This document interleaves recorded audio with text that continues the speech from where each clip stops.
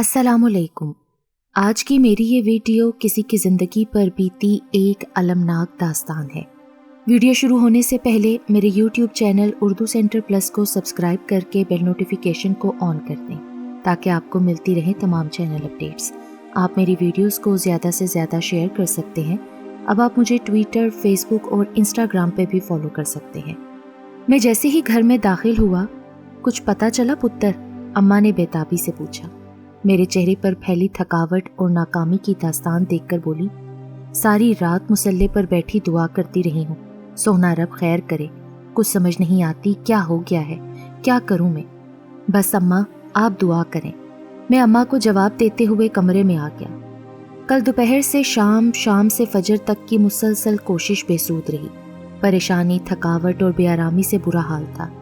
हजार सोचें और बेशुमार सवाल थे। सोचों और सवालात में उलझा हुआ था कि अम्मा कमरे में चाय ले आईं। ले पुत्र, चाय पी और कुछ देर आराम कर ले। कल दोपहर से मारा फिर रहा है, सारी रात का जागा हुआ है। मैंने चाय की प्याली से सिप लेते हुए जवाब दिया, बस अम्मा आराम ही तो नहीं है। चाय खत्म की तो अम्मा ये कहकर बाहर चली गई, पुत्र कुछ देर आराम कर ले। नाकामी, परेशानी और बेबसी पर जब्त करना चाहा, मगर बंद कमरे में जब्त के बंधन टूट गए। अश्क आंखों से सावन भादु बरसने लगे। मैं आंखों पर हाथ रखकर सोचों के समंदर में डूबा रहा। गांव का चप्पा चप्पा छान मारा था। मुझ समेत तमाम लोग हैरान परेशान थे। समझ नहीं आती थी जमीन खा गई थी या आसमान निकल गया था। अजीब बेबसी का एहसास हो रहा था। काश ऐसा ना होता, काश मुझ पर जिम्मेदारी ना होती। ये जिम्मेदारी मेरे कंधों पर कैसे आई थी? गुजरे माहो साल के सारे मनाजिर आंखों के सामने गर्दिश कर रहे थे। मेरी और साजिद की गहरी दोस्ती थी, क्योंकि मेरी अम्मी और साजिद की अम्मी की आपस में बहुत गहरी दोस्ती थी, बल्कि आपस में सगी बहनों जितना प्यार था। हम दोनों बचपन से इकट्ठे स्कूल जाते थे, क्योंकि हमारे घर भी करीब थे। हमारी माओ की तरह हमारे टीचर्स को भी हमारी जोड़ी पसंद थी। पढ़ाई में हम दोनों तेज थे और एक दूसरे पर सबकत ले जाने की जुस्तजू में शौक से पढ़ते और मजीद मेहनत करते। 8वीं के इम्तिहान में 2 माह बाकी थे। टीचर्स हम दोनों को वजीफे के इम्तिहान के लिए भरपूर तैयारी करवा रहे थे। हमारे बारे में सब टीचर्स की राय थी कि हम दोनों ज़रूर वजीफ़ा हासिल करेंगे और स्कूल का नाम भी रोशन करेंगे। हमारे इरादे बुलंद और आंखों में ढेरों ख्वाब थे। हम ख्वाबों को ताबीर में बदलने का अज़्म रखते थे। हमारी तैयारी अरूज पर थी, मगर वो हो गया जो हमारे वहमो गुमान में भी न था। साजिद का बाप कत्ल हो गया। पुरानी दुश्मनी चली आ रही थी, वो दुश्मनी की भेंट चढ़ गया। देहातों में अक्सर ख़ानदानों को दुश्मनियाँ विरासत में मिलती हैं, जो आने वाली नस्लों को तबाह बर्बाद करती रहती हैं। एक क़यामत थी जो टूटी थी, और इसमें बहुत कुछ टूट गया। साजिद घर के मामलात में उलझ गया। वो बड़ा था, उससे छोटी 4 बहनें थीं। उसने अपने कुछ दूर पार के रिश्तेदारों, नंबरदारों और कौंसलर से मिलकर केस चलाया। उसका कोई ख़ास करीबी रिश्तेदार तो था नहीं जो मदद को आता। इसी दौरान इम्तिहान आ गया। मैंने बारहा कहा कि इम्तिहान में बैठो, मगर वो अपने घरेलू मसाइल में उलझा रहा और इम्तिहान में न बैठा। मेरे सारे पर्चे अच्छे हुए थे। रिज़ल्ट मेरी तवक्का के ऐन मुताबिक आया। मुझे वजीफ़ा मिला। सब टीचर्स बहुत खुश थे। जब ये खुशखबरी अम्मा को सुनाई तो अम्मा भी बहुत खुश हुई और कहने लगी, पुत्र ये मेरी दरबारों और मज़ारों पर मानी मन्नतों का नतीजा है। अम्मा मेरी मेहनत कहाँ गई? हाँ। मेरे सर पर शफकत से हाथ फेर कर अम्मा कहने लगी, पुत्र इंसान मेहनत करता है और अल्लाह फल देता है। इंसान को वही कुछ मिलता है जिसकी वो कोशिश करता है। साजिद केस में उलझा रहा। केस की पैरवी के लिए घर की कोई ना कोई चीज़ बिकती रहती थी। जब उसको मेरे रिजल्ट का पता चला तो वो बहुत खुश हुआ। मुझसे मिलने आया, मुझे मुबारकबाद दी और कहने लगा, तुझे बांगी कुक्कड़ खिलाऊंगा। काश तू भी इम्तिहान देता, कितना मज़ा आता ना अगर हम दोनों को वजीफ़ा मिलता। अरे इंसान के इरादे कुछ होते हैं और होता कुछ और है। बस ज़िंदगी ने ये इम्तिहान लेना था मेरा। वक्त कब ठहरता है, वक्त गुजर जाता है। मैं इंटर कर चुका था और फारिग था। साजिद से मेरी दोस्ती मज़ीद पुख्ता हो चुकी थी। अवाइल अक्टूबर के दिन थे। निखरी निखरी धूप थी। मैं साजिद की बैठक पर आया हुआ था। वो मेरे सामने वाली चारपाई पर बैठा था। अभी तक केस चल रहा था। सहूलतकार जेल में था और असल मुल्जिम इश्तिहारी हो चुका था। केस पर बहुत पैसा लग चुका था। अब साजिद के घर में माल ढोर में से सिर्फ एक गाय बाकी रह गई थी और सारे जानवर बिक चुके थे। केस शैतान की आंत की तरह तवील होता जा रहा था और कुछ फ़ायदा भी नहीं हो रहा था। क्या ही बेहतर है कि तुम सुलह कर लो। ان سے ہر جانا لے لو۔ میں نے ساجد سے کہا، یہ بات تم نے کی ہے، کوئی اور کرتا نا تو میں اسے بتاتا۔ ساجد کے لہجے میں غصہ تھا۔ لوگ کیا کہیں گے، ساجد نے باپ کا خون بیچ دیا۔ دیکھو ساجد، لوگ تو باتیں کرتے رہتے ہیں نا، انسان کو اپنا نفع نقصان دیکھنا چاہیے۔ میں نے اسے سمجھاتے ہوئے کہا۔ ساجد پر حالات کا بہت زیادہ اثر ہوا تھا۔ چھوٹی چھوٹی باتوں پر غصے میں آ جانا اس کا معمول بن گیا تھا۔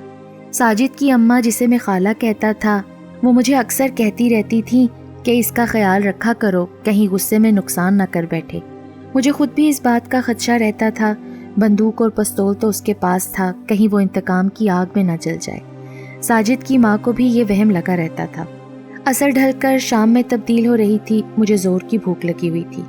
اماں سالن کو بھونی دے رہی تھی، بھونی کی خوشبو نتنوں سے ٹکرا کر بھوک اور بڑھا رہی تھی۔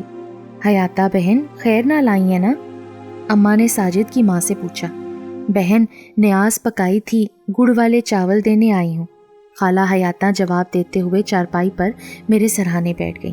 پتر، تیری باتوں کا ساجد پر اثر ہوا ہے۔ اسے مزید سمجھا، یہ رولے چنگے نہیں ہوتے۔ پہلے سر کا تاج کیا، اب ہر پل ڈر لگا رہتا ہے کہ کہیں آنکھوں کا تارا نہ اس بھیڑی دشمنی کی نظر ہو جائے۔ اکیلی زنانی اور 4 دھیوں کی ماں ہوں، جندڑی کو روگ اور دماغ کو سوچے کھا گئی ہیں۔ وہ درد رسیدہ لہجے میں بتاتی اور ہاتھ سے آنکھوں کا پانی صاف کرتی رہتی۔ خالہ کو پریشان دیکھ کر میرا کلیجہ کٹ رہا تھا۔ کاش میرے بس میں ہوتا تو سارے جہاں کی خوشیاں خالہ کے قدموں میں ڈھیر کر دیتا۔ پتر، تو چاول کھا، میں بھی کیا اپنے غموں کی پٹاری کھول کر بیٹھ گئی ہوں۔ خالہ نے یہ کہتے ہوئے چاول کی بڑی سی پتیل والی پرات میرے سامنے رکھ دی۔ میں، اماں اور خالہ مل کر چاول کھانے لگے۔ چاول بڑے مزیدار تھے۔ خالہ نے تھوڑی دیر بعد ہاتھ روک لیا۔ اماں بھی اٹھ کر چولہے چوکی کرنے چلی گئیں۔ میں چاول کھاتا اور خالہ سے باتیں کرتا رہا، تسلی دیتا رہا اور اچھے دنوں کی آس دلاتا رہا۔ آس بھی کتنی عجیب چیز ہے نا، انسان ساری زندگی اچھے دنوں کی آس میں گزار دیتا ہے۔ سورج مغرب کی پناہ میں گم ہو رہا تھا۔ میں اور ساجد دریائے سندھ کے مشرقی کنارے پر بیٹھے باتیں کر رہے تھے۔ میرا موضوع وہی تھا کہ اب خاندانی دشمنی کو ختم کر کے امن شانتی کے ساتھ جینا چاہیے۔ کچھ معزز لوگ چاہتے تھے کہ صلح ہو جائے، پر میرے باپ کا کیا قصور تھا؟ قتل تو میرے دادا نے کیا تھا نا، میرا باپ تو شرافت کی زندگی گزار رہا تھا۔ ساجد خلاف توقع آج نرم لہجے میں مجھ سے بات کر رہا تھا۔ کیس پر اتنا پیسہ لگا ہے، مگر کیا نتیجہ نکلا؟ بات تو تمہاری ٹھیک ہے، میں کچھ سوچتا ہوں، ساجد نے گہری سانس لیتے ہوئے جواب دیا۔ اسی دوران مسجد سے اذان کی صدا بلند ہوئی تو ہم اٹھ کر مسجد کی طرف چل دیے۔ نماز پڑھ کر گھر کی جانب آ رہے تھے۔ ساجد گمسم تھا۔ ہم جیسے ہی موڑ مڑے، شیدہ ماچھی نشے میں دھت ساجد سے ٹکرا گیا۔ اوئے، اندھا ہے، دیکھ کر نہیں چل سکتا کیا؟ ساجد نے غصے سے پوچھا۔ اندھا تو تو ہے، تیرے باپ کا خون کتنے چاٹ گئے، تجھے قاتل نظر نہیں آتے؟ شیدے کا اتنا کہنا تھا کہ چٹاک سے ساجد نے شیدے کے منہ پر تھپڑ جڑ دیا۔ ساجد کی غصے سے رگیں پھول گئیں۔ ساجد اسے روئی کی طرح دھنک رہا تھا۔ شور شرابہ سن کر لوگ آ گئے، دونوں کو چھڑوایا۔ شیدہ پکی عمر کا تھا، نشے کا عادی تھا، لاغر تھا، مار کٹائی سے شیدے کی بری حالت تھی۔ ساجد غصے سے بھرا ہوا تھا۔ ہم دونوں گھر کی جانب چل دیے۔ میرا گھر پہلے آتا تھا۔ جب گھر آیا تو میں نے ساجد کو شام کے کھانے کے لیے روکنا چاہا، مگر وہ نہ رکا۔ لوگ مجھے بے غیرت سمجھتے ہیں، اب میں غیرتی بن کر دکھاؤں گا۔ وہ غصے میں تھا اور بڑبڑا رہا تھا۔ مجھے خدشہ تھا کہیں کوئی نقصان نہ کر بیٹھے۔ میں اس کے ساتھ چل دیا۔ ہم گھر پہنچے تو لڑائی کی خبر خالہ حیاتہ تک پہلے ہی پہنچ چکی تھی۔ وہ پریشان دروازے پر کھڑی تھی۔ میری اماں کو بھی پتہ چلا، وہ بھی تھوڑی دیر بعد وہاں آ گئیں۔ سب پریشان تھے۔ ہم سب ساجد کو سمجھاتے رہے کہ ایسے لوگوں کے منہ نہیں لگنا چاہیے۔ رات گئے تک میں اور اماں وہیں رہے۔ ساجد گمسم بیٹھا رہا۔ ساجد کی بہنوں کے چہروں پر رنج و غم کے سائے چھائے ہوئے تھے۔ اپنوں کو پریشان دیکھ کر کتنی اذیت ہوتی ہے، یہ دکھ لفظوں میں بیان نہیں کیا جا سکتا۔ میں اور اماں بوجھل دل لیے اپنے گھر آ گئے۔ ماموں عمر سعودی عرب جا رہے تھے۔ اماں بہت خوش تھیں۔ میں اور اماں ماموں سے ملنے سرگودا آئے ہوئے تھے۔ میں ساجد کو اکیلا چھوڑ کر نہیں آنا چاہتا تھا، مگر مجبوری تھی۔ اماں بار بار اپنے بھائی سے تاکید کر رہی تھی کہ وہاں جا کر میری بہن حیاتہ کے لیے ضرور دعا کرنا کہ ان کی مصیبتیں ٹل جائیں، ان کی ساری پریشانیاں ختم ہو جائیں۔ اگلی صبح ماموں کی فلائٹ تھی۔ گاڑیاں بھر کر ماموں کو الوداع کرنے ہم گئے۔ رخصتی کے وقت اماں نے پھر ماموں سے اپنی منہ بولی بہن حیاتہ کے لیے ہی خصوصی دعاؤں کی درخواست کی۔ दिन भर और रात गए तक मैं अपने कज़न्स के साथ सरगोदा का बहुत कुछ देख चुका था। यहाँ तो दिल लग गया था, मगर जुमेरात की सुबह अम्मा ने कहा था कि वापस जाना है।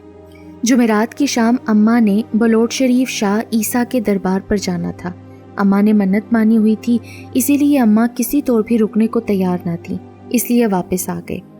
असर के वक्त अम्मा दरबार पर चली गईं। थकन की वजह से सोने के लिए मैं लेट गया। नींद गालिब थी, हालांकि अम्मा असर के बाद सोने नहीं देती थी। अम्मा का कहना है कि असर के बाद सोना घर में नहुसत लाता है। अभी ठीक से आंख भी नहीं लगी थी कि अम्मा की आवाज़ कानों में पड़ी, उठ पुत्र। अम्मा इतनी जल्दी आप ही गईं? मैंने हैरानी से पूछा। साजिद का फिर से शीदे से रोला हो गया है। जा, तू जा, उसे जाकर समझा बुझा, मैं मज़ार पर जा रही हूँ। अम्मा मुझे ताकीद करती हुई चली गई। शाम पर फैला चुकी थी। मैं साजिद के घर गया तो वो घर पर नहीं था। खाला भी बहुत परेशान थी। मुझे खाला ने बताया कुछ रिश्तेदार साजिद को भड़का रहे हैं कि साजिद को बाप का बदला लेना चाहिए। मेरा एक ही पुत्र है, बहुत दिल होलता है। ये सब रिश्तेदारों के काम हैं जो उसे ताने देते हैं कि तूने अभी तक बदला नहीं लिया बाप का। खाला की बातें हकीकत पर मबनी थीं। साजिद के कुछ रिश्तेदारों की ख्वाहिश थी कि साजिद बदला ले ले, वो सिर्फ उसे आगे करना चाहते थे।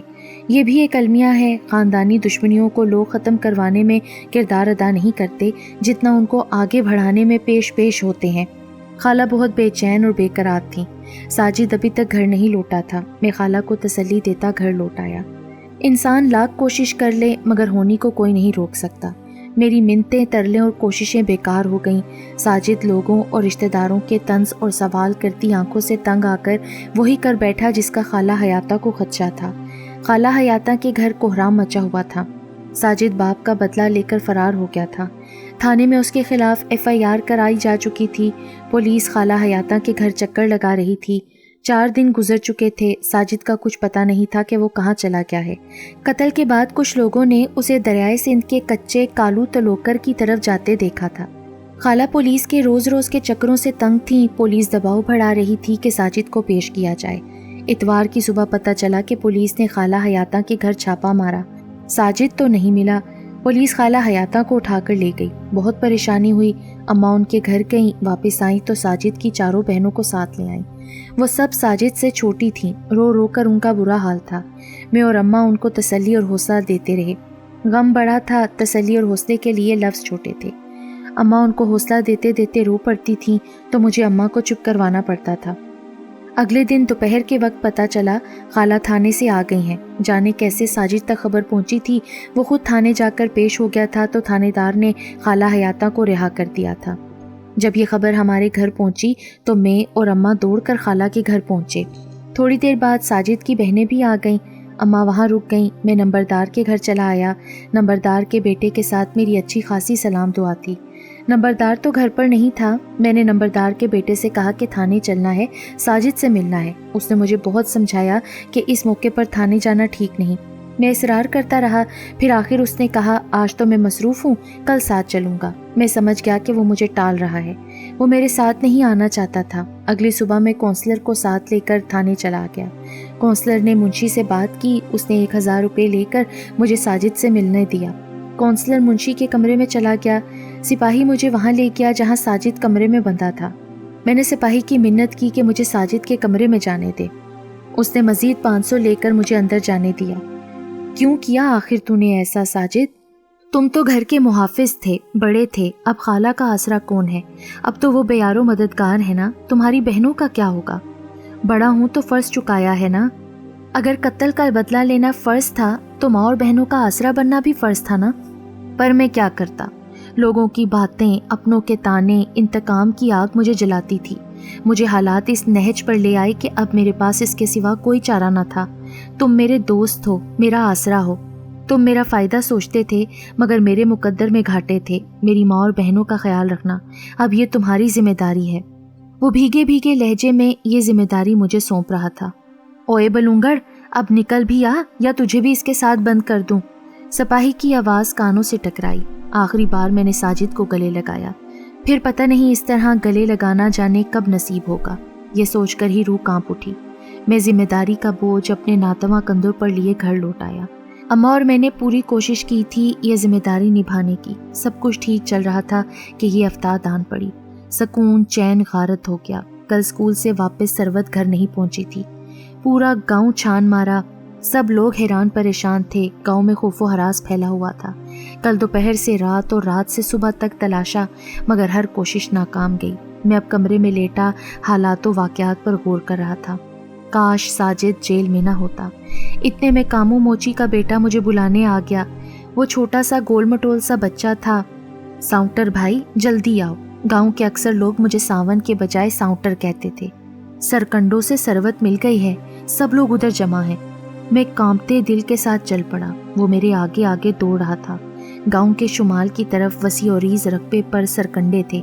मैं वहां पहुंचा तो मेरे खदशात हकीकत का रूप धार चुके थे। सरवत की कटी फटी लहू में नहाती लाश मेरे सामने थी। लाश के ऊपर किसी आदमी ने आकर चादर डाल दी। कुछ लोग पुलिस को इत्तला देने चले गए। पुलिस आई तो गांव के चंद मोअज़्ज़िज़ आदमियों के हमरा मैयत को अस्पताल पहुंचाया गया। ज़रूरी कार्रवाई के बाद इशा के बाद लाश हमारे हवाले की गई। रात को ही मुंह दिखाने के लिए मियाँ वाली सेंट्रल जेल लाश को ले गई। साजिद अपनी बहन की लाश देखकर सलाखों पर टकरे मार मार कर रोता रहा। अगली सुबह जनाजा हुआ। अपनी मुंह बोली फूल सी बहन की कब्रिस्तान में तदफीन हुई। इस मौके पर साजिद की कमी शिद्दत से बहुत महसूस की। दोपहर को पोस्टमार्टम रिपोर्ट मिल गई। जाने वो कौन से जालिम दरिंदे थे जिनकी इज्तमाई ज़्यादती ने मासूम सी कली को नोच डाला था। दीन से दूरी है या पता नहीं क्या वजह है, हमारा मुआशरा बेहिस हो गया है। पहले तो लोग इस कदर जालिम और संगदिल ना थे। पहले तो इस तरह मासूम बच्ची से ज़्यादती का केस कभी नहीं सुना था। एक क़यामत थी जो गुजरी। जाने मेरा कलेजा क्यों नहीं फटा इस सितम के बाद। मैं कैसे और क्यों जिंदा हूँ। मैं सोचता और दिल रोता। बहुत तलाश किए मगर वो जालिम दरिंदे इंसान नहीं मिले। अगर मिल जाते तो उन्हें मैं चीर देता। उनको जिंदा रहने का कोई हक नहीं था। वो मेरी आंखों से ओझल थे, इसीलिए आंखें बरसती थीं। मैंने FIR भी कटवाई मगर पुलिस ने कोई ख़ास पेशरफ ना की। जब साजिद को पता चला कि उसकी मासूम बहन को नोचा गया है तो ये जानकर वो बीमार हो गया। अदालत में उसके इलाज के लिए दरख्वास्त दी गई मगर वो मंजूर ना हुई। जेल के डॉक्टर्स उसका इलाज करते रहे। इलाज में कमी थी या जाने वो गम सह ना पाया था। वो हार्ट अटैक की वजह से चल बसा। एक और क़यामत थी जो आई और गुजर गई। पे दर पे सदमात ने शल कर दिया। आंखों का तो पानी भी ख़त्म हो गया था। बेटी के बाद बेटे की मौत से खाला हयाता का जहनी तवाज़ुन बिगड़ गया। मैं और अम्मा खाला हयाता और उनकी तीनों बेटियों को अपने घर ले आए। लोग और उनके दूर परे के रिश्तेदार तरह तरह की बातें करते थे। 5 माह बाद हम लोगों की बातों से तंग आ गए। अम्मा ने मशवरा दिया कि हम यहाँ से शिफ्ट हो जाते हैं। मैंने ऐसा ही किया। घर और ज़मीन फ़रोख्त करके हम सरगोदा आ गए। खाला हयाता और उनकी बेटियां भी हमारे साथ आ गईं। खाला हयाता का तो जहनी तवाज़ुन अभी भी ठीक नहीं हुआ। यहाँ नए लोग और नया माहौल है तो लोगों की बातें और ताने नहीं हैं। मेरे कंधों पर 3 बहनों की भारी जिम्मेदारियाँ हैं। वो मुझे हर हाल में निभानी है और निभा रहा हूँ। कभी तो हालात गुज़ीदा लोगों के दिन बदलेंगे, कभी तो अच्छे दिन आएंगे, इसी आस पर जी रहा हूँ। काबिले गिरफ्त हैं ऐसे रिश्तेदार और लोग जो अपनी मनफी सोचों से ख़ानदानी दुश्मनियों की आड़ में मासूम लोगों को भड़काकर जुर्म का इर्तिकाब करवा देते हैं। अल्लाह सबको ऐसे शैतान से दरिंदों से महफूज रखे।